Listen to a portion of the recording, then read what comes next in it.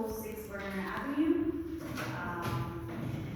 I didn't get her name yet. Go ahead. Nicarol Soto.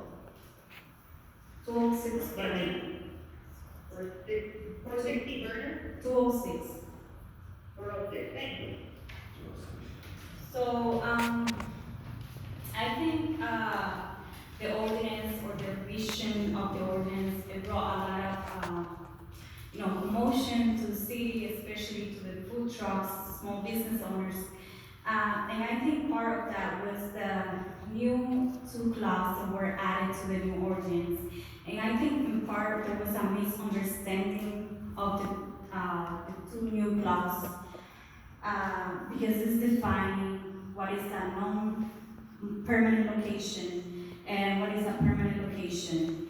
And I think that we would need, for them to specifically understand, or for the community to understand a little bit more about what this tool means, or how they impact the business, the food truck owner that we have in town as of right now.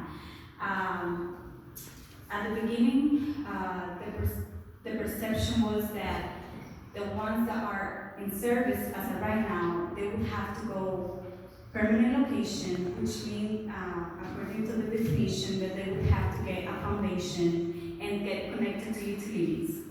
So we were worried that that would mean you would have to get maybe a loan, to get a foundation, to get water, to get water lines, to get utilities like gas, light, and etc. So that would make them go out of businesses because they would have to take a loan for X amount of of money to go permanent location. Now we know that it only means that you can go either or. So I just want to clarify that because it brought a lot of commotion. Now, what we are worried about is the time frame of the ordinance. The ordinance gives a time frame to move every 2 hours, and taking in consideration that the food trucks that service food right now is a different type of a food maybe than what we had back then when the ordinance was first implemented. Now the food type that they sell is like fried food, which goes in accordance with the population, with the Latino population that we have right now, because they are fried food and it's what we get back home. So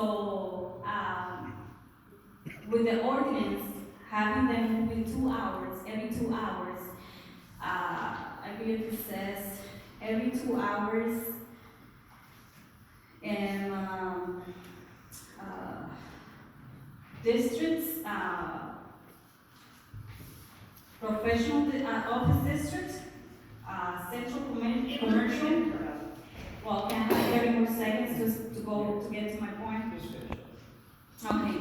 So with this ordinance of having them move every 2 hours, it would put them at high risk because we have to take in consideration that they're dealing with hot oil, which has to be from 150 to 200 Celsius.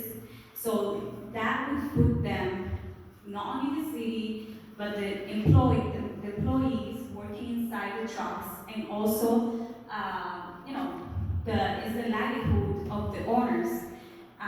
So we need to take that in consideration, and I think that we need to reshape a little bit more, taking in consideration that this would put them in danger, moving them every 2 hours in businesses, districts.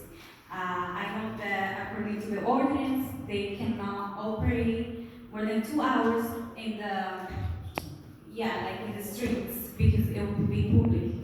And there's a lot of things. I know that you guys are doing the second and the third reading tonight.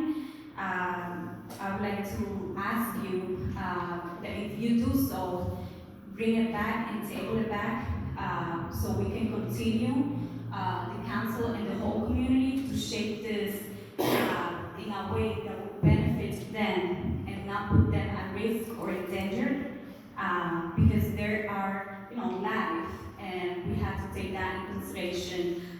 I know that any of you don't want to approve or pass an ordinance that would put life in danger or the livelihood of many families, especially now in, this time of pandemic, where the income is very, hard to get.